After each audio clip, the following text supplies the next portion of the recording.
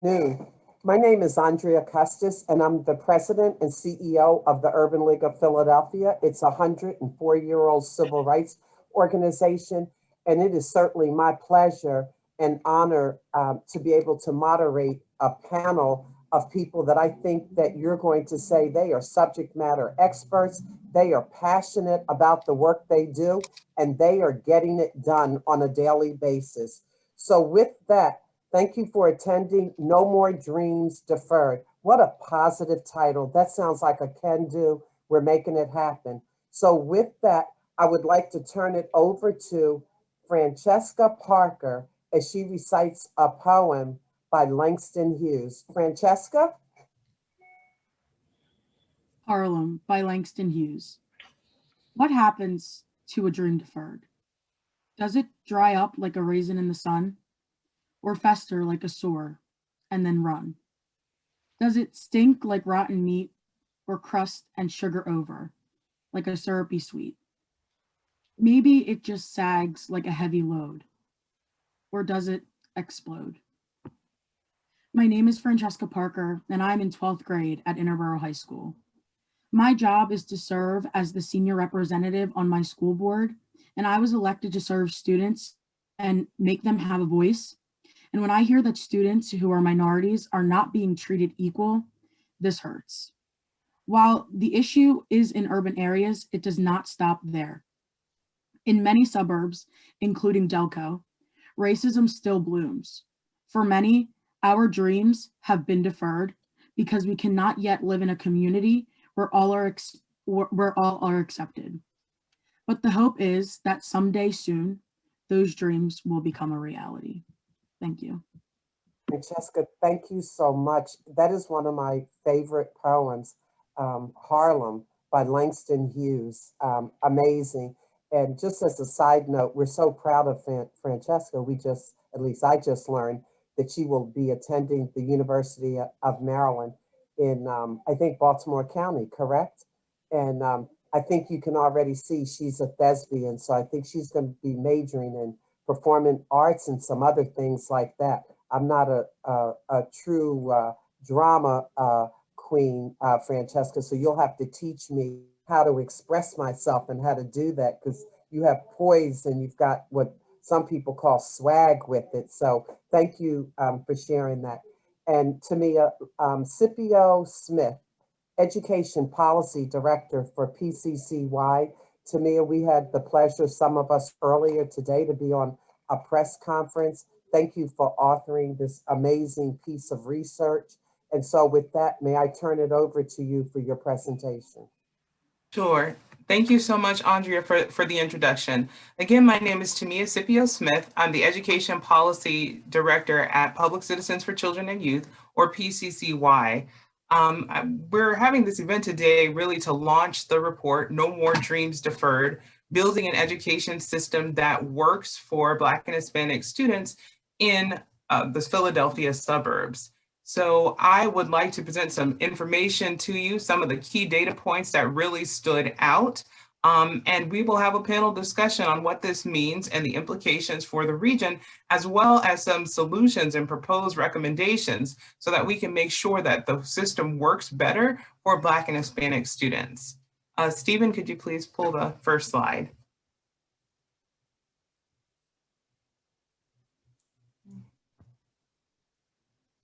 Okay. All right. Next slide, please. Okay, you heard a little bit from Francesca about how equity is not just an urban issue. In the suburbs, race is an issue, equity is an issue, and it impacts students dramatically. The racial achievement gap is often assumed to be just an urban phenomenon, but when you look at the persistence of the gaps in terms of performance, in terms of services, in terms of school climate, what you see is that the problem is systemic. And the issue is that there are collectively problems and policies and practices that adversely impact students of color. Next slide.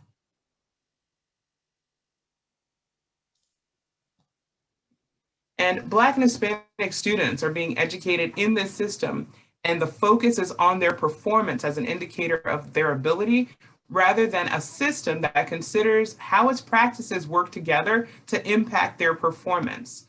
For example, when we look at school climate issues, what we find is that Black students are impacted significantly compared to their white peers. And what that means is that they're disciplined harshly. And it's not just one district or two districts, it's really across the board. So overall, across counties, Black students are suspended at a much higher rate than one would expect given their enrollment in school districts within these counties. And it's not just for suspensions, meaning children are losing valuable class time and education and instructional time. Next slide. They're also far more likely to be they're far more likely to be disciplined using law enforcement. And again, it's not just a one county issue. Across the suburban school districts, they are suspended overall 2.7 times as often. But when you're looking at specific school districts and you're looking at specific counties, that can vary tremendously with some districts several times even higher than what's indicated here. Next slide.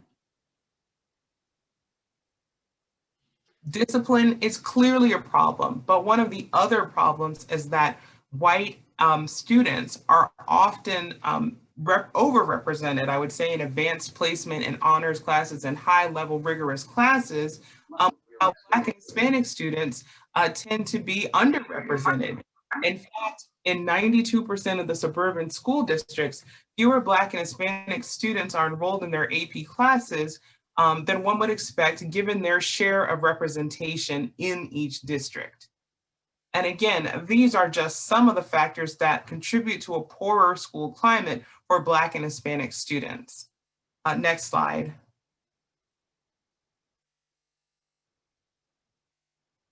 The other thing that one of the things that really stood out in terms of the research is that not only are Black and Hispanic students disciplined differently and have less access to rigorous curriculum and courses, but that oftentimes they are segregated and collectively in districts, and they are segregated and isolated within a district. So what this slide is saying is that in 8 school districts, there's literally a 30-point gap in enrollment in schools within a district in terms of students of color. So again, it's not just that students of color find themselves concentrated in one school district, but even within the district, they may be concentrated within a school, while the other school in the same district doesn't have that level of diversity. Next slide, please. And of course, when students are segregated, one of the side effects of that is that generally when students of color are in highly concentrated school districts of color, they tend to reside in economic and racially segregated schools, meaning that school districts that have the highest concentration of students of color are also the least likely to have enough funding to spend on instruction. So what this chart looks at is the instructional expenditures or classroom spending by concentration of school district. So at one end, we're looking at 50%. What that number represents on the left-hand side is like the share of students of color, Black and Hispanic students in one district. The number at the top represents the dollar figure for instructional spending per student. So in the highly concentrated school districts with lots of Black and Hispanic students, what we find is that their funding levels are much less than the districts as the share of students of color becomes less. So you'll see on the far right end of the screen that with the school districts that have less than 10% students of color, they have the most money to spend on classroom instruction. Next slide. And what does it mean when you attend a school district that's chronically underfunded or chronically has less resources? Well, it means that you have less access. And in fact, even before the pandemic struck, there were about 13,000 Black and Hispanic students living in the suburbs that lacked digital access. Now, when you talk about all of these compounding factors, where students of color are less likely to live in well-resourced school districts, less likely to be with students of color, they're also likely to be in a situation where there's greater poverty. All of these things tie in. And what you saw at the pandemic was really, all of these things converging at once to make for it to be difficult for students living in those school districts to be able to have the resources and access and ability to transition to learning that was common in well-resourced districts. So this is even before the pandemic. Next slide. And what does that mean? Like what we talk about, what is it like that we're really saying when we're looking at an achievement gap? In many studies, what people are saying is that the students aren't meeting grade level criteria. They're not able to achieve on par with their white peers. But what we really should be saying is that all of these systems and practices and processes are working together to impact the achievement of students of color. So what this chart is showing you is that in Bucks County, there is an achievement gap between Black and white students and Hispanic and white students in Bucks County. And you can see that, in some districts, there's not enough data, meaning there were not enough students to analyze the discrepancy. But as you can see, it's consistent. There is a gap that exists all across the county. Next slide. And you see the same kinds of disparate performance in Chester. There's an achievement gap in reading, and across all districts where there is data available, there is this gap. It may flip, but by and large, the gap exists. There's no school district in which the gap was zero. Next slide.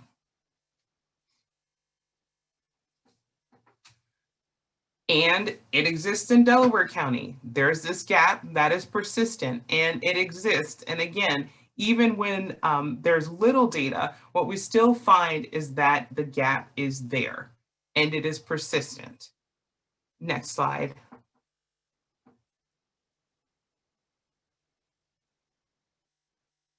And it exists in Montgomery County.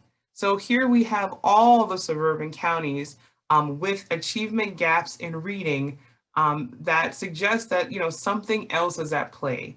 When straight across, even though in some districts students of color tend to perform higher than in other school districts, what we see is that the gap exists and it stubbornly exists over time. Next slide, please. But here's what we know. The way that Pennsylvania funds its schools is inadequate and inequitable at the state level. And what we tend to know, it's not like we're just saying this, we have research that says that when school districts are adequately funded and the resources are actually allocated towards students in such a way that it impacts, what they can access and supports their growth and development and achievement in schools, we see results. And what we found looking at the test scores of students was that if you're looking at the districts in terms of the allocation of funding toward them, the results change. So you saw the charts that looked over reading performance across the different counties and across the different school districts. If the math data, which exists in the report as an appendix, if you saw that, you would see the same trend. But what this chart shows you is that in the districts where there is more funding and there is more resources, and there are more allocations for students, the performance improves. The gap is still there, but the performance of the students go up. Next slide. So I mean, we know this data, right? Like we understand that there are systems in place that are not working to truly allow Black and Hispanic students to reach their potential. But the issue is that there are ways and there are, collectively things we can do to improve the system to get more students to where they can leave high school prepared with the skill set that they need to go to college and do well in life and pursue high rigor careers. But in order to do that, we've got to make it routine. We've got to make the focus on equity consistent. So our recommendations are, several. The first recommendation is to ensure that there is a state level accountability system that's put in place. What I mean by that is that there is something called a Future Ready Index. It's a way that we look at school districts to find out, their composition, like who goes to school there, what the student performance is like, are students meeting benchmarks? But there's no equity component to that, meaning school districts are not held accountable for ensuring that equity audits take place and that recommendations are followed. So the first recommendation is to ask for this to become routine, that we're measuring equity to ensure that school districts are doing what they need to do in order to get students prepared. So first, we want school equity audits to take place annually, require the equity grade as part of the state's Future Ready Index in each school district, and hold school districts accountable for following those recommendations. Next slide. The second recommendation is to reform school climate policies so that the racial gaps are closed. So one of the ways that we can do this is to make sure that in every school district, there is state level funding so that there are enough counselors and mental health professionals in school districts, and school districts are required to hire them. That if you have a school district that has these disproportionate gaps in terms of suspensions and law enforcement data, that in those districts there are research-based social and emotional learning programs that target behavior as well as student discipline that are put in place so that we aren't penalizing and getting our students access to a system that doesn't work for them. So make the school climate more positive that way. We also suggest that for requirements for educators and their continuing requirements that they have to maintain in order to stay educators in the state, that the Act 45 and Act 48 indexes require implicit bias and racism training so that our youth are not unfairly targeted. Retrain school resource officers so that they're providing student support rather than turning to arresting our students. And finally, require school districts to examine codes of conduct for racial and ethnic bias and align with best practices. Next slide. Our third recommendation is to require schools to demonstrate equitable access to high quality academic options, meaning students should be identified for gifted programs, honors programs, AP programs, and CTE programs, and allow them to take access and not have to fight for access for these programs. That we don't, that the schools are aware that these students have potential, and it's not that the students have to, seek these opportunities out. It should be routine in making sure that we identify students of color with potential early and often. Adopt culturally rich and competent curriculum so that all the historical, political, scientific, and economic contributions of people of color are acknowledged, and provide dedicated state funding to every school district to close the digital divide. Next recommendation, please. Okay, and just for a bright spot, one of the things we wanted to highlight in this report was that the career and technical education is closing the performance gap for students. So again, these are the students by race in this region and their performance on the NOCTI passage rate. That's like when you're taking a career and technical education course, the NOCTI is a test that you take in order to prove competence in that report. What we see is when students have the opportunity and they are presented with resources, the gap can close. Next slide, please. Okay. And finally, our last recommendation is to adequately and equitably fund schools. That really does seem like a no-brainer, doesn't it? Like, you can't have access if you don't have the resources. So we're calling on the state to close the $4.6 billion funding gap between district current level of state funding. We know that funds are necessary in order to fund high quality pre-K and K programs. And of course, every child in the Commonwealth and in this region should have access, and direct the funding that goes to school districts to correct systemic deficits, as well as address student needs. So these are our recommendations, because again, this is not an urban issue. The suburbs are increasingly more diverse, and these students are struggling. And the work is contingent upon all of us to invest in their educations, but also ensure that they are working together and can learn together in a system that actually works with them and for them. Last slide, please. Tamia, thank you so much. That was full of information, but just a couple of takeaways for me is that race and ethnicity plays a huge part in these inequities. It is very apparent from the data that you just showed that there is a huge disparate impact on Black and Latino kids and students. So that came across clear. I love the slide that showed that when we invest in the funding, then the gap might be there, but there is significant improvement in the performance. And so that says, if you do the proper resources, if you give the proper funding, if it's there, our students will achieve. And that last slide was that slide when you put all of them together it was quite apparent. So thank you for sharing that. So here's what we want to do next. And that is, we want to talk a little bit more about the problems, and we want to get that from several different perspectives. So this first panel is going to deal with the problems.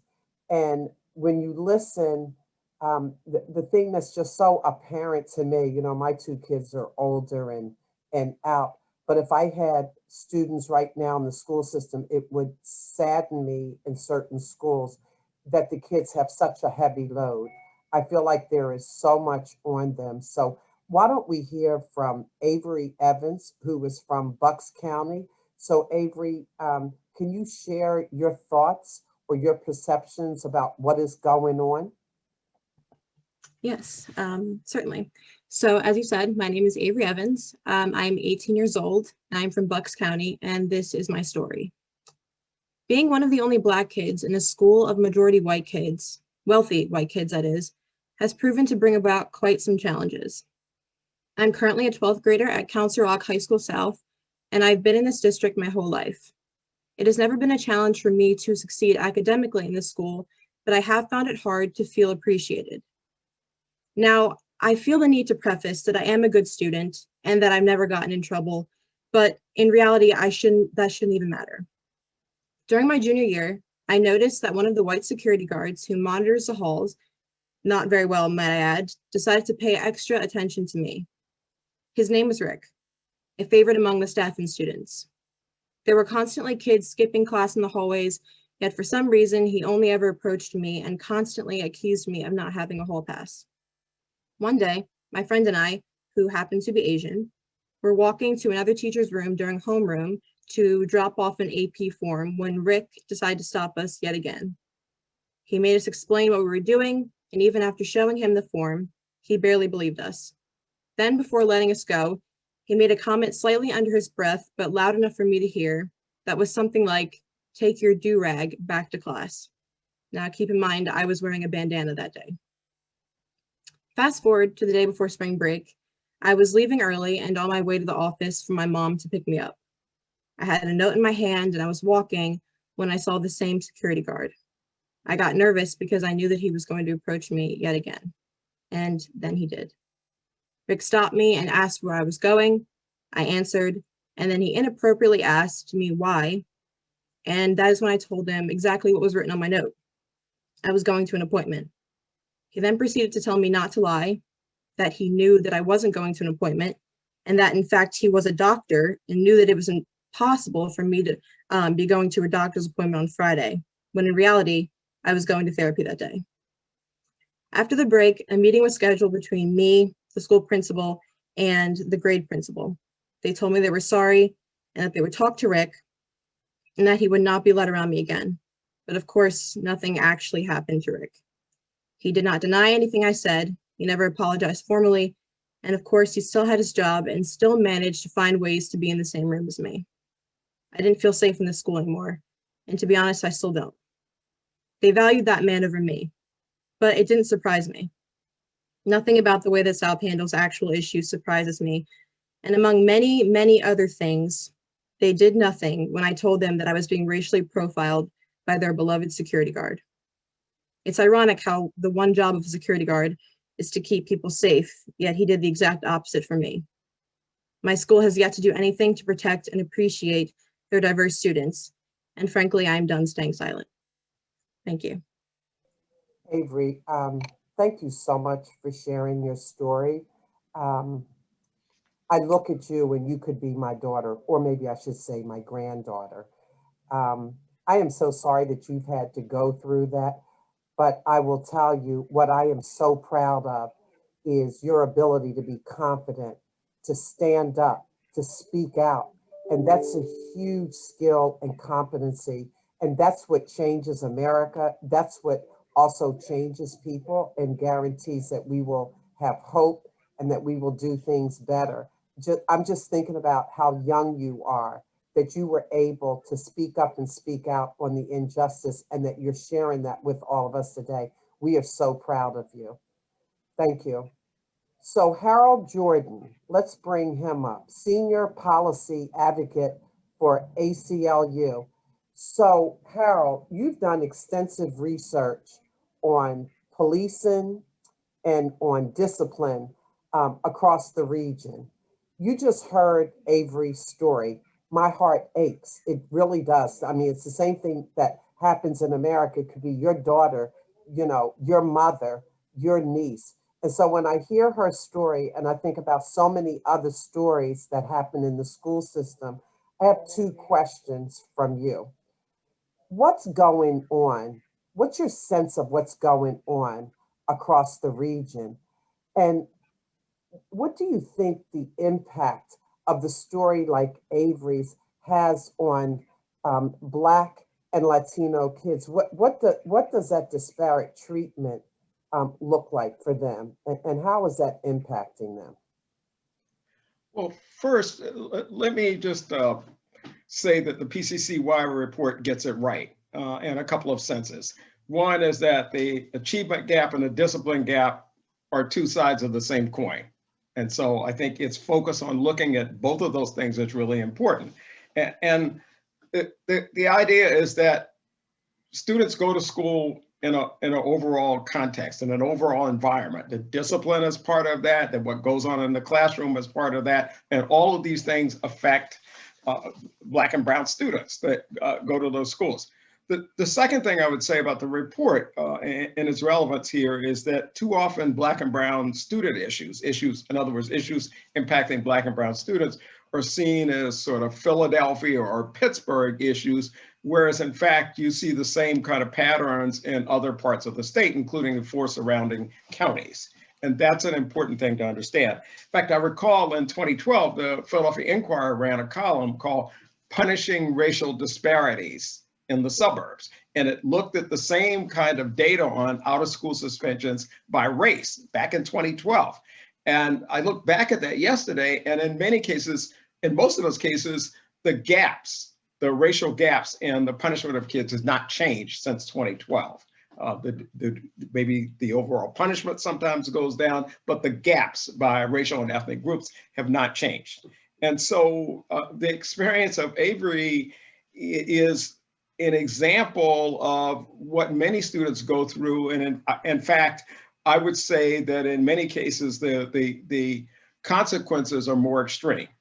One of the things, for example, that I do a lot of work on is arrest data, and we find that when you look statewide, Black boys with disabilities are much more likely to be arrested than anybody else, followed by Latinx boys with disabilities, followed by all students with disabilities, followed by Black students with disabilities, Black girls, Latinx students, Latin girls, and at the bottom are white students, all white students, and at the very bottom is all white girls. Now, this is arrest. The actual, one of the most extreme consequences of student discipline is to remove a kid from a school and to have that school be a part of the criminal justice system. And so we see those same kind of disparities in statewide, but we also see them in those counties when it comes to arrests, not just out of school suspensions. And what I have learned from the research and engaging researchers on this question over the years is that the problems exist at all levels. So start with something simple like who gets sent to the principal's office. Now, let's leave aside what the consequences are, but who gets sent to the principal's office when something goes wrong in a classroom? Well, as it turns out from the available research, that white students are more often sent for infractions that can be objectively measured, such as smoking, vandalism, leaving without permission, and obscene language. Whereas African-American students are more often sent for infractions that are subjective. Disrespect, loitering. I don't really understand what loitering is. I guess it's like being in a place you're not supposed to be. But disrespect, loitering, excessive noise, threatening behavior. So we see that we see differences in who gets sent to the principal office, leaving aside whether they're arrested or something else happens or they are removed from school. There were a number of studies that consider the question of whether certain students by race are punished more often because they behave worse on average. And the best studies that we have on that say that that is not true. That differences in the out-of-school suspension rates by race, especially for Black students, the gap between Black students and white students cannot be accounted for by differences in behaviors. There's a more detailed study that looks at what happens to kids who commit the same infractions. There's a Louisiana study that looks at that. Okay, so the kids do essentially the same thing. Well, as it turns out that the disciplinary consequences vary by race and ethnicity. That's another thing to look at. And then finally, there is one other kind of body of research that tries to understand how much of the discipline is due to things that kids may bring to school with them, whether it's behaviors, and how much of it is due to experiences that kids have in school. So there's like a major study out of Brown and Princeton universities that tries to sort of look at that, the Black-white suspension gap. And they find that 46% of the Black-white suspension gap is explained by differential treatment once kids arrive at school. And only 9% is explained by differences in behavior of those schools. The other factor is the degree of segregation. And so they recommend looking at and paying attention to what kids experience once they walk in the door, because that seems to be the greatest factor in explaining the differences in out-of-school suspension rates. And so, we see this at all levels, from the preschool level to arrest. So kids get bigger and run the risk of being arrested. And so there's a lot of work to be done, I think, within schools, within the school buildings, within school districts, and in changing the relationship between school districts and law enforcement. Right. I find that these counties tend to overuse law enforcement as the adult in the room. Now, it's worse in some places than others, but this whole notion that law enforcement is involved with students around such a broad range of things, from vaping to any number of other things, I think is very concerning, very disturbing, and very criminalizing. And then finally, the consequence is not always that kids are put out of school or they're arrested, but the consequence of over-disciplining kids, is another consequence is that those kids lose a positive relationship with education. And that even when those kids come back to classes, they tend not to succeed. They tend not to have a positive attitude about schools and not to have a positive relationship with the folks the adults who work at those schools. Right. And so when people talk about the school to prison pipeline, the ultimate outcome is not only prison for some kids, but it's actually just a disengagement from school, Right. which places you at higher risk for all kinds of negative things in your life. And so I know you could go on and on.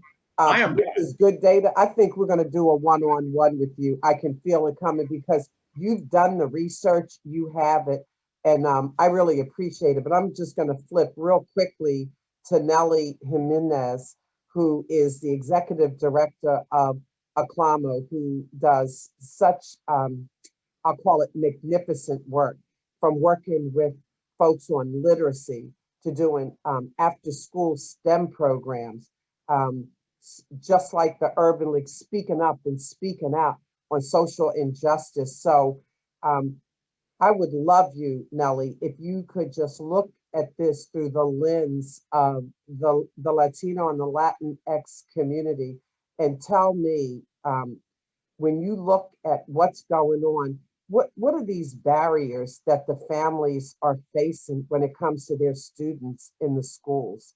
Like what does that look like?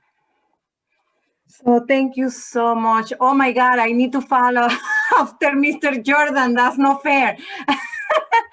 And Avery, my heart goes to you, honey. I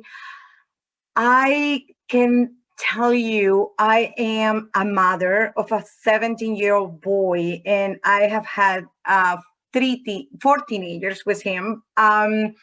And 2 of them children of color, right? Latino kids in schools, and the burden of an ongoing stress and the responsibility of constantly trying to prove yourself is too much of responsibility to bear.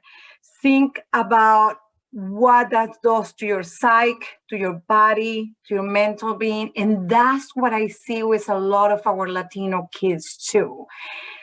Many of them come to us and said, well, my teachers said that I'm not going to be able to go to college. So why will I spend the time to do that?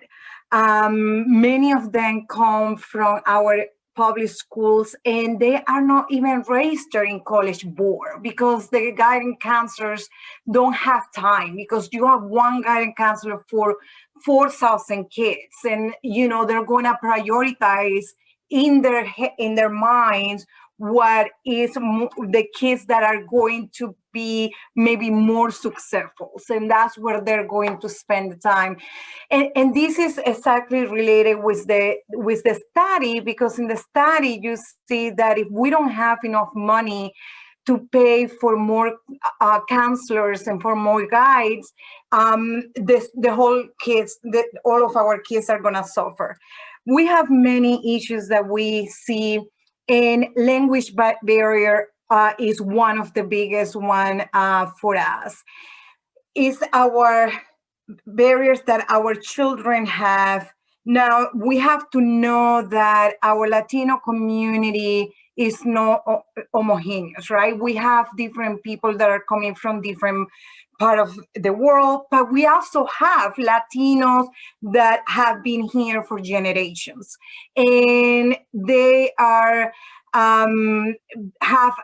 have the experience, right, in different levels, but they're still being discriminated and put in one pot, and that affects not only the children but the families.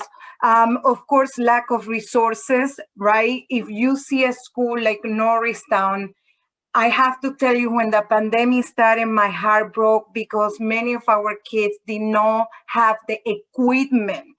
The teachers were sent to school, they didn't have the equipment. And a lot of our children, it took many months to get computers into their hands, let alone internet, right? We still have a lot of kids that don't have enough band in their internet, in their homes to do their homework.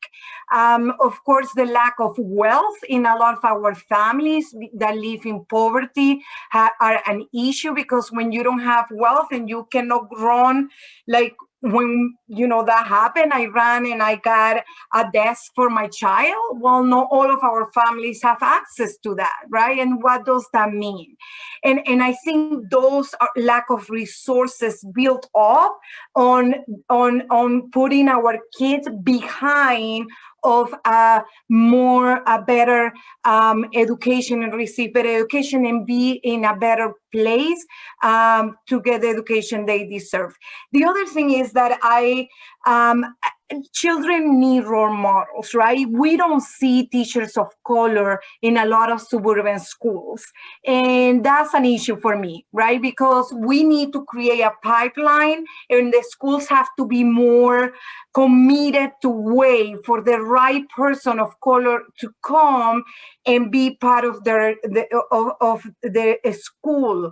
And the kids are going to feel more related to those teachers and are going to be more open. And besides, diversity is going to help not only the kids, but the teachers and the administration. Right. The other thing that I have seen with a lot of the suburban schools, and I have worked in Kennett Square, I have worked in Norristown, so I'm involved in Chester County, with Scottsville, so no one is telling me. I have lived it through my family and my children, and we have seen a change of demographics, right? So we see more people of color coming to our schools. Well, many schools haven't committed to allocate resources to help these new demographics or provide the tools to the teachers to adapt to these demographics and create an environment that is welcoming and that and that helps those new kids to adapt to the new school. And that is an issue that we see. And I know I have to cut. The one other thing for schools, and this is important, English first, Spanish and other languages second. We need to create a parallel process. We are telling people you are as valuable as any other child. Perfect. And I'm going to leave it with that. Thank you, Andrea. All righty. So I'm going to ask folks that you have like 2 or 3 minutes in order to talk. We have a lot more people. So Christopher Rogers, I'm moving right to you. Black Lives Matter at school. So one of the things that I've heard over and over from parents is the need to get their Black and brown kids in AP classes and other things. So why is the access to these rigorous classes so important to our kids? Yes, thank you so much, and good to be with you again, Andrea. Yes, so thank you. And so I'm Chris Rogers. I represent Black Lives Matter at school on a national level. But I'm also a product of the Chester Upland School District in Pennsylvania. So I know these experiences intimately as well. And in terms of, really building towards a rigorous curriculum, one of the things I think is important in terms of how we frame the issue is that all students, right, are deserving of a rigorous curriculum that reflects their experiences, that reflects their community's contributions to the world. And we know that, AP and honors classes are structured in such a way that provide a level of respect for students to voice their concerns, to speak, to write, to think deeply, to explore their critical thinking skills. And these are things that in total should be spread across the curriculum and across all communities, because it's not just about whether you are going to college if you need to become a critical thinker. In terms of the demands that we put on society, whether we're talking about like voting or the ways we engage in our other community institutions, these are all important skills that we all need. So I'll say that to begin, but the work at Black Lives Matter at school and how it really reflects the recommendations of this report is really thinking about our curriculum, right? And thinking of how we create a more culturally responsive curriculum in schools. Numerous research reports from all throughout the country have pointed that culturally responsive education has been known to decrease dropout rates among students, increases the GPA, student participation, increase graduation rates. And in particular, when you look at like the Mexican American Studies program in Tucson, Arizona, the low income students and academically struggling students made the largest gains. Right. So what we do at Black Lives Matter at school and how we seek to influence curriculum is bringing about curriculum and recommending text sets and types of questions that connect with students' identities, connect with their cultural heritage, are windows and mirrors into the experience of people of color throughout this country.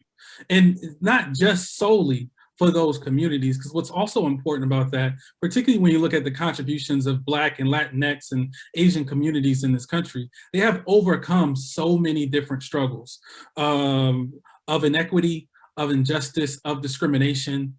So when you look at their histories and you're seeing how people have, you know, created movements to overcome these struggles, it makes us all better because we're thinking about how we can change policies and laws to really invest in the collective abundance of our state and of our people. So I just really wanted to say that there. Thank you.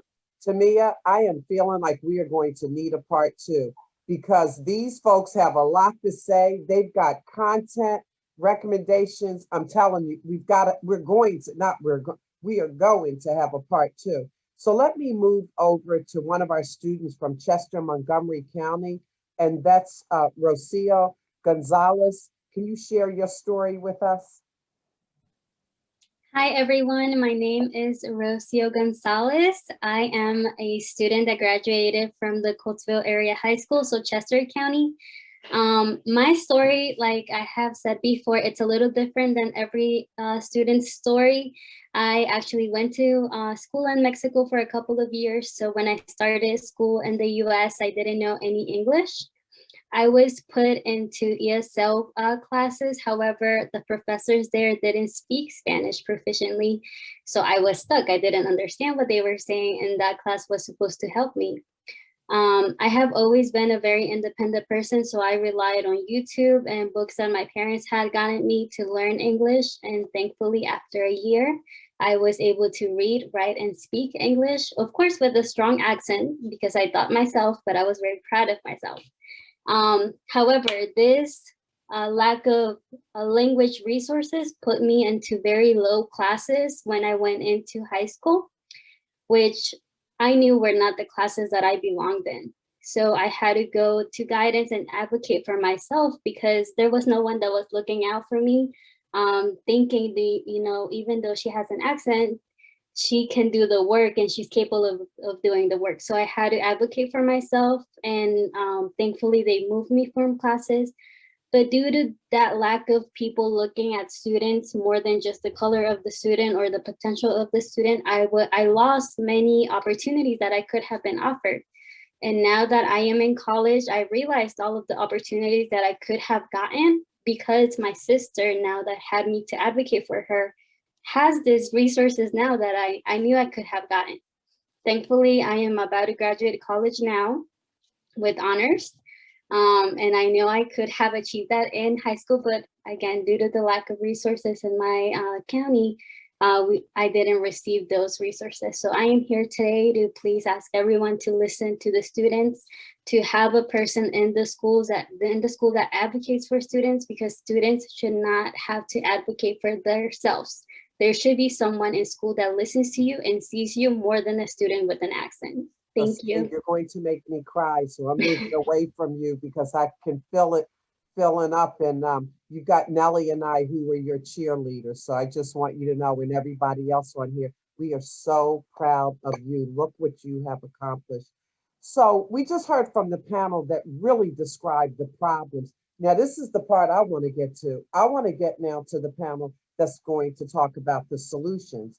The panel too. So let's talk about them. How do we lift this off of these students? I mean, you listen to the stories and they give me hope, they challenge me, and they also make me sad. So let's start with, I had an opportunity to meet Colin earlier, Colin Woodland from Delaware County. What would you like to share, Colin? Thank you, Ms. Andrea. And I'm a sophomore at South Haven High School. I want to just start off by saying I'm an active member in multiple student activist groups, dedicated to fighting inequities in our school community, and especially over the summer with of course the George Floyd and Ahmaud Arbery. Our groups and especially me, we fought for the school to take action against the injustices, and with the fire under them, they established a diversity, equity, inclusion committee, DEI committee, and I was a student leader on it. And really the whole point of this committee would be to, really dedicated to fighting these injustices that are so just present in our school community. And I noticed that while on the committee, that it became less and less about addressing these issues and more about the DEI committee. It was plastered on the front page of the website, and they did a great job in advertising it and promoting the committee. But when it came down to actually promoting and prioritizing the DEI values, they had no idea what to do. And it wasn't until the people of color of the committee, the Black parents, the Black students like myself, started taking control. And that's when we finally got some much needed direction. And we weren't just treading water and going nowhere. And we fought tooth and nail for the school, for the administration to take action on the plethora of issues of racism in our school. And we pressured them, especially with current events, to just take any kind of action. And during Black History Month, this last month, they proposed Black Lives Matter Day at school, and it was a day supposed to be a day of affirming and understanding, really addressing the various issues that are so prominent in our school community. But in actuality, in action, it was really not well received by the students, specifically the Black ones, and it wasn't as impactful as it definitely should have been. And what I felt really contributed to the lack of unsuccess that day was really the lack of direction from the administrators to the teachers, and also a loss of message from the teachers to the students of actual themes resembling Black Lives Matter. Instead they chose the safe route of generic Black history and accomplishments, and the Man of Gorman poem, which is still very important, but it doesn't really fit in the event centering around Black Lives Matter. And I feel like one of the main reasons why it wasn't as impactful as it definitely should have been were that, the teachers, they felt uncomfortable about talking about these things because, of course, the controversial nature of it, and some teachers didn't even show up. And I feel like that as an educator, you can't show your students that their lives matter, and you can't not show the student that their lives don't matter to you and have value to you because you're uncomfortable about talking about them. And maybe if you're holding back on these conversations because you're uncomfortable, well, then maybe you're not as anti-racist as you thought you were. And when we convened with the DEI committee, and they were really looking for me to answer. We talked about how the unsuccess of the project, and they were looking for me to provide them with the answers that they need to move forward. And I had to remind them that I'm a student, and you have to remember that I'm a student and I have schoolwork and I do stuff outside of school, and it's not my job to do your job and to tell you how to create a safe place for your students. And what really startled me was that they didn't know how to create that safe space. And unfortunately, the thing about it is they're not prioritizing it, and they're turning to a child, someone who walks through their halls every day experiencing racism, to solve a problem that they're responsible for. And I feel like we really just have to encourage the administration. So Colin, I can tell you this, we got to bring you back because people are saying he's speaking truth. He's all of that. So you will definitely be coming back. But I want to move real quickly to Reverend Maxine Collier, who is Education Committee Chair, Black Clergy of Philadelphia and vicinity. You've been in education for a long time. And so my question to you is, how do we begin to close this gap so that our students are challenged? First of all, let me commend all of the students who spoke. They certainly have articulated their experiences well, and I commend them. The idea of making sure that education disparity is eliminated doesn't start just in high school. It starts in elementary school by ensuring that our students are equipped and also that our students are challenged with a rigorous curriculum. We must also ensure that our students are tested for mentally gifted classes in elementary school and not wait until high school. Also, if it doesn't happen in elementary school, we have to fight for it to happen in middle school, but certainly we cannot let it go when students reach high school. We must ensure that our students are tested and know the criteria that is needed to pass the mentally gifted test. We must also advocate for our students at the high school level to be included in more of the AP and honors classes. And that was cited in the report as well. We know that they have the ability if given the opportunity, and we must make sure that it's not only teacher-led, but it's also parental requests that get students to be considered for those classes. We also must make sure that not only are they in these classes, but every student has an opportunity to be exposed to a rigorous curriculum. Therefore, just like the report is stating, I believe that tracking should be eliminated. We don't need tracking if every student receives a quality education. And I think many speakers before me have alluded to that as well. As I said, also, students of color, when they're not tested at the provision, or not performing at the proficient and advanced levels, need to have supports in school. They need to have something in the curriculum that addresses their deficiencies and will help them become proficient.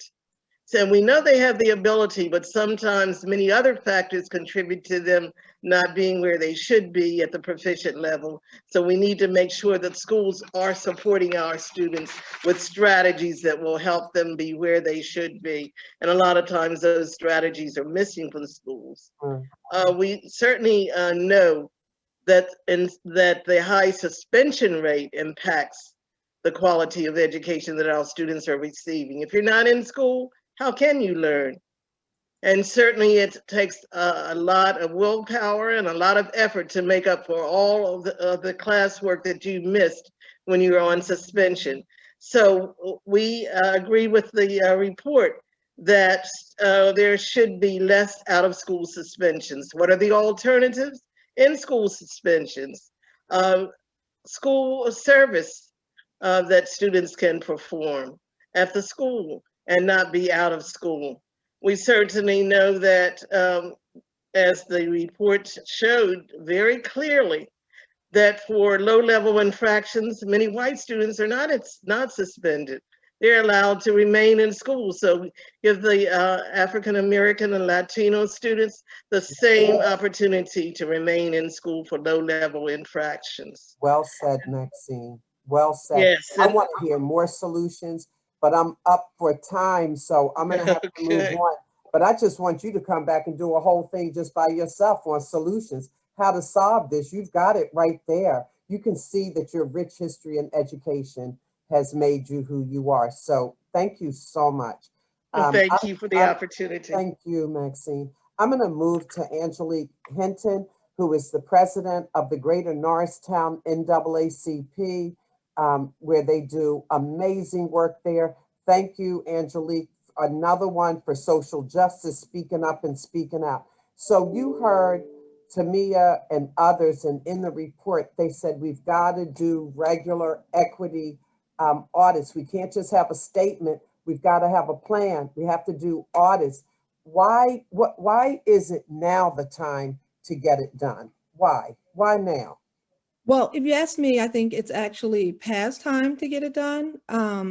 So, you know, you can listen to stories of students, Black, Hispanic, that have been, you know, dealing with this issue for a long time. And it's very important that we listen to all of these amazing stories like we are today, because that's very important to take into consideration. But equity audits are necessary because the reality is they'll provide data that will expose exactly what these inequities are in the system. And so you can't really act on a problem without truly understanding what they are. And so I personally believe equity audits are necessary everywhere in all spaces and trying to move through this moment right now and just understand where we need to do work as far as equity is concerned. But in particular with schools, equity audits will provide access to suspension and law enforcement data, help us assess whether or not Black and Hispanic students are being recommended, and having the opportunity to take some of these advanced classes. I was a person that grew up in Upper Marion School District originally, and when they tested me and I tested gifted, they told my mother, I'm biracial, they told my mother that I could not possibly be gifted. And so it wasn't until I moved into Norristown School District, which was more diverse, that they actually considered me and gave me an opportunity to participate in those programs. But that's critically important. Also, hiring practices for recruitment, and to make sure that we're retaining diverse teachers, and just all other different ways to really measure, equity and see where we're falling short. School districts should, I think, not only be required to report the data, but I think they should be held accountable for curing any deficits that exist. And there should be some sort of consequence imposed on schools that don't actually make the improvements that are necessary. And so here's why I think that, and I'll try to capture it in a quick story. About a year ago, I had discovered a program that focused on teaching young people about government, state government. And so when I looked into the program, I discovered there was very little diversity currently participating. So I talked to the director, and he agreed that that was a problem, and agreed to work with me to help make sure that we got some diverse students. So I went back to Norristown School District, which is in Montgomery County, which is where I was from. And I talked to the school, and they were extremely supportive, and the area, the neighborhood, very supportive of trying to get a group of diverse students to participate. And so we did. We got 7 of whom were from the Latinx community and 2 African American.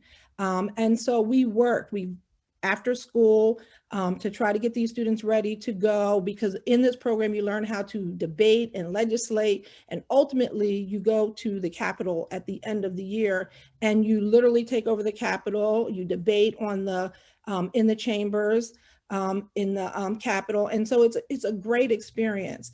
So we were practicing for that every week, helping perfect legislation, make it more likely to be passed, working on debate. And we were all excited, and we took this group of students, we got a bus and went up to a model conference in Harrisburg.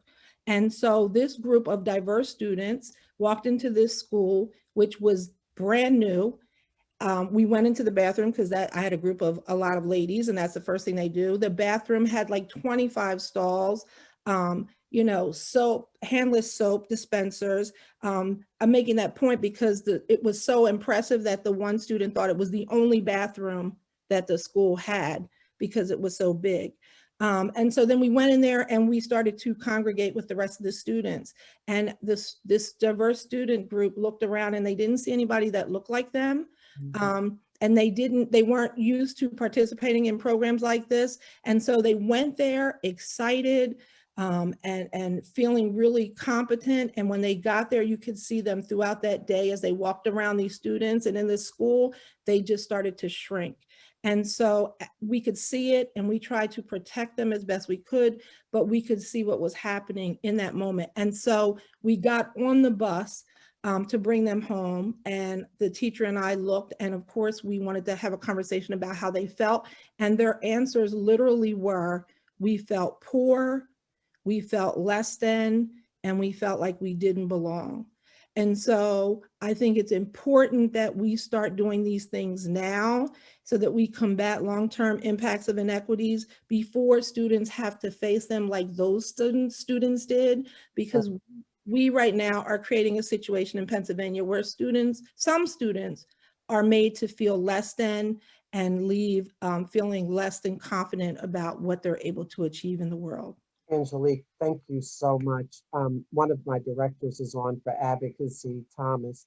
Thomas, please reach out to Angelique, because one of the things that you and I talked about, Thomas, was the ability to teach advocacy, but also to teach our kids you know, what does city council look like? What does Harrisburg look like? What does it look like on the Hill? So I think we might be able to partner with Angelique and get all of our kids together. So thank you so much, Angelique. I enjoyed every word. Let's move on to Stephen Rodriguez, Superintendent of Schools at Pottstown School District. So my favorite question of all the panelists, Stephen, is this question. What's the importance of funding? What kind of impact does funding have on our Black and our brown students? What's the purpose? This is my favorite question. So I'm just going to put a little pressure on you. I'm expecting some great comments from you on the importance and the impact of funding. So take it away, Stephen. Well, Andrea, thank you so much. And thank you everyone for telling your story. It is really good to hear, and I feel kindred spirits throughout the Zoom room and with the attendees. Thank you so much for all of your comments. I'll try to be brief on this very important topic. President Barack Obama, I think, did a great job of talking about how you change a system, and he talked about, you know, you need to protest, you need to advocate, you need to lift your voice. But the point of that is to get a seat at the table so that you can help activate change within the system. And boy, is that powerful. But now that, you know, this little Puerto Rican boy, never in a million years would I think that I'd be 46 years old and superintendent of a school district in Montgomery County. So I'm honored and humbled to be here. But being here means that I am actually trying to change the system for the better. So that students didn't have the same type of experiences that I had when I was growing up. But the reality is you need resources to do that. And I think that a lot of people don't know and understand. I've been a fair funding advocate. And at the end of the day, the way that we fund schools in Pennsylvania is unfair. It is not equitable. It's plain old wrong. And I could go into why these things happened back in the 90s based on population, et cetera, et cetera. But at the end of the day, the only thing that matters is that the system is inequitable. We know it, and we're not doing anything about it. So I know that some might say immediately, well, wait a second, didn't the pandemic, you know, give schools all this money? I heard about CARES and ESSERS. Yeah, that's true. And we have to use that to address the loss of learning. But that flash in the pan money that school districts are getting is not going to solve the inequity problem that we have, especially in the 5 counties. And I think a lot of people are shocked to learn that there's funding issues there. Now, there's no question that practice has to be related to funding. But in many places, there are good educators who are trying to change the system. But I can tell you that just because you have the will does not mean that it will happen. We've got to work really hard at it. We've got to provide training. We've got to change resources and set things up so that our system changes. And that takes money. Thank you, Stephen. Very concise and to the point. I'm definitely coming back to talk to you too. So let's move to, I think it's Marlon is on. Marlon Cordova Pedroza. She is from Chester County. So can I get Marlon to tell the story? Yes. Okay. Hi, everyone. Hi. Hi, everyone. My name is Marlene Cordova Pedroza, and I am a senior at Kennett High School. And I really appreciate the opportunity to speak today. I can talk a little bit about my background in connection to the public education I received in the suburbs. I grew up in Kennett Square, and I have 4 other siblings who also attended the Kennett Consolidated School District. My dad came to the country in the 80s to work as a farm worker, and my mom later joined in the 90s. They came to the country for better economic opportunities. Initially, my parents were not sure if my oldest sister should go to college because it was very expensive. But luckily, a mentor from Kennett named Miss Prina helped change my parents' mind and helped my sister apply to college. And ultimately, she was accepted and graduated from Penn State University. Because of my mentor's effort, it then allowed for the rest of us to see college as a viable option. When I think about my experience at Kennett, I am very grateful because I think about my parents' experiences, particularly my dad's. He did not attend school, and my dad currently works as a farm worker and wakes up at 3 a.m. every day and works 10 to 12 hours picking mushrooms.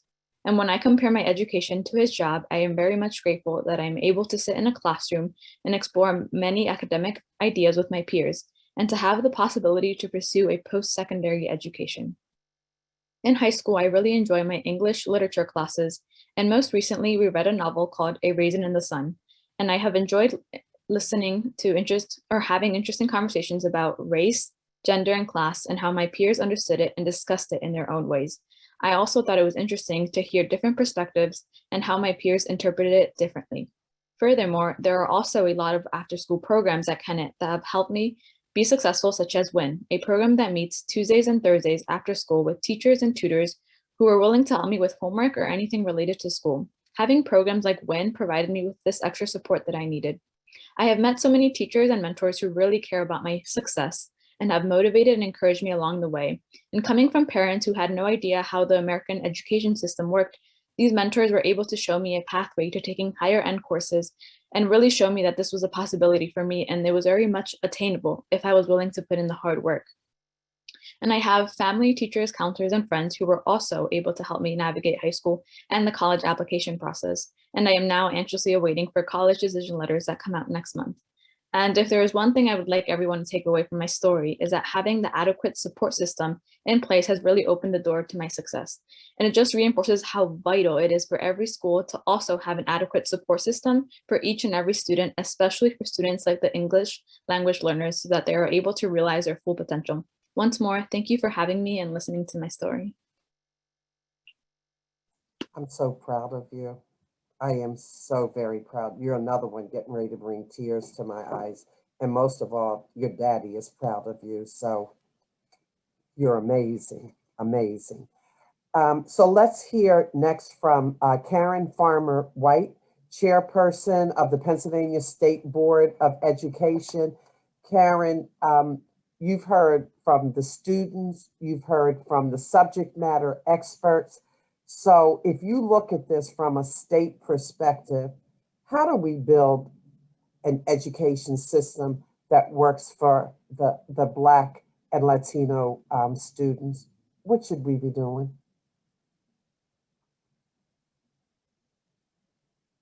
Oh, you're on mute. Thank you, Karen. Thank you. First of all, thank you for inviting me to participate in today's panel. Although I reside in Pittsburgh, Western Pennsylvania is experiencing many of the same issues communicated in the report.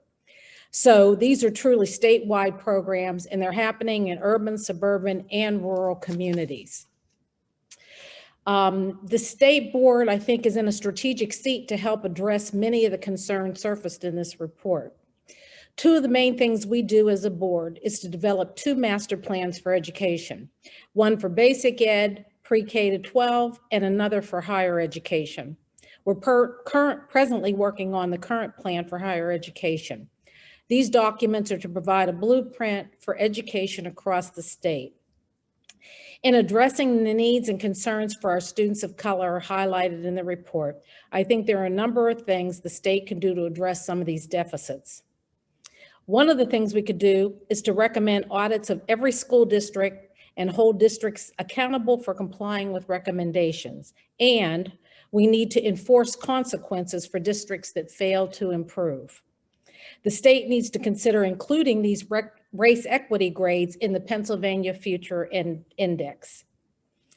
To deal with the burgeoning numbers of suspensions and expulsions of students of color, the state could require schools to examine codes of conduct for racial and ethnic bias. We could require schools to change to align with best practice and to make public suspension and expulsion data available to the public. Another thing we definitely need to look at is ways to close the $4.6 billion state funding gap between districts' current levels of funding and levels that are adequate to provide a quality education. Funding high quality pre-K and full day kindergarten programs in every district and ensure equitable enrollment of Black and Hispanic students could help start a solid learning foundations for our students. It is crucially important that we recruit and increase the share of qualified teachers and administrators that mirror the diversity of our student populations. It is critical that we increase exposure for students of color to role models of color who look like them. Research and data show that having a teacher or administrator in school buildings increases the productivity of students of color. And finally, we need to look at the school code to require teacher and administrator certificate programs and continuing education programs under Act 45 and Act 48 to require implicit bias and racism training. In closing, I feel that this report will be a valuable tool to inform state decision makers and an aid for education policy and practices in Pennsylvania. Thank you. Thank you so much, Karen. That was very full. I was trying to take copious notes. I think I'm going to come back to you and get that list so I can act like that's my list one day. That's absolutely excellent. What I'd like to do, Tamia, is turn it over to you. We only have 14 minutes left. We want to absolutely let people go at 4:30. I'm about valuing and showing respect to people about their time. So I'm going to turn it over to you and let you make the decision whether or not you want to have some final comments or take one or two questions or get the answers to the folks that are in the chat. So let me turn it over to you, Tamia. Sure. Thank you very much for everyone who's really put forth questions in the chat box. And thank you very much also to the panelists today. You've provided such a great wealth of information. The students, as always, are tremendous and awesome. And just know that this report was done for you because we value what you bring to the table and your contributions, and not one more of your dreams should be deferred. So just know that this was done for you and because you're just amazing. So again, the panelists that keep, or the questions that are popping up consistently are related to the data sources. So now you've seen a couple of times the link to the report that exists in the chat box. So if you want to see an extensive list of footnotes and data sources, then please do actually go to the report and look through them. You should find the sources of all the information. There have been a couple of questions related to how you can partner and get engaged in this work. And I see that some of the panelists are having these dialogues and conversations with people who have asked for more information. So definitely one of the ways you can connect with us is, talk to me at PCCY. I'm happy to put my contact information in the chat box as well, but also join the PA Schools Work Coalition because many of our partners are engaged, including Aclu, including the Urban League, and other partners are on this call who are all working together to improve advocacy and outcomes for youth, especially children of color and children who are low income. So please do join the coalition, find out more information, and not just support us, but support our partners in the work, because we're all working collaboratively in our piece of the puzzle to get these issues resolved for students. And of course, like Andrea said, and like Superintendent Rodriguez said, if you can't do anything if you don't have the funding to do it. So join us again as we continue to push the state to consistently, adequately, equitably fund our schools so that we can do away with the inequities that have plagued the system for generations. I will turn it over to Andrea briefly for the call to action. And if you have any other questions or comments, please do direct them to me. I see that my information is now in the chat box. I hope that these conversations and conversations like these and these panelists have put some context to you to the degree that this problem exists. This is not an urban issue. Race and racism are not issues that are going away. We are not just in a moment. This is not just a movement. These are children's lives. And as you heard from our panelists, they have long-term consequences. So if nothing else you take away from this conversation, take away the need for us to continue to do the work. Perfect. Andrea, the floor is yours. Perfect. I'm just reading some of the comments, and there are many people here, Tamia, that said, they want to be part of this. And so let me also do an invite to all of our listeners, all of our viewers, is that when you think about the work that we are doing with the Pennsylvania schools, and when you think about the work we're doing as PCCY, as an organization, as Aclu, as the Urban League of Philadelphia, we work across the state, across the Commonwealth, because we all have like one vision. We all have one mission. We are so focused that this is all about our future. This is about the students. You know, we love the panelists, and the students, all the comments are like, oh my gosh, thank you this, thank you for sharing. It gives us hope. We know that we have a better future. So I'm going to ask you today, as well as friends, family, other members, that anybody is welcome to the table. Students are welcome. Teachers are welcome. Parents are welcome. Superintendents are welcome. This is all of us together working on a common goal. And I think that's what I appreciate most about what we're doing, because usually it's like, oh, who's the king? Who's the queen? We don't operate like that. The students are who we keep focused on. So please join us. There should be more than enough information. I've been reading where people are posting the information. You don't have to be an expert. Only thing you have to be is passionate about our babies, passionate about our students. That's it. And I've said that over and over when we were doing at the Urban Leagues, and Tamia came to some of our sessions where we had students and parents. And I said, you don't have to be an expert. The fact that you have a student in school, that gives you the right to be in here and something to say, community members. So come and join us. That's the first call to action. The second call to action is let your legislators know, either by phone call or either by email, but let them know that you care about Black and Latino kids and you want to see better outcomes. You want to see the proper funding. Don't let them off the hook. We voted for them, and make them do their job. I will tell you, just recently, it was 2 other people and myself. We set up a call with the governor to talk to the governor about his budget, because I get to have something to say about it. Karen gets to have something to say about it. And so does Marlene get to have something to say about it, right? We know Angelique is saying something about it to her legislators. So I'm going to encourage you to please speak up, speak out. You saw our students say that in the problem section. They did that. If they did that and they're a role model, so can all of us do it. So please know you are so welcome to the table. This is an inclusive group. Tamia, thank you for your work. Thank you for your leadership. Amazing. On behalf of all of us, just keep doing it. That means you got to do more. What's the next one? You got to do more. Oh, it's coming. Okay, I hear you. Everyone stay safe, and thank you so much for attending today.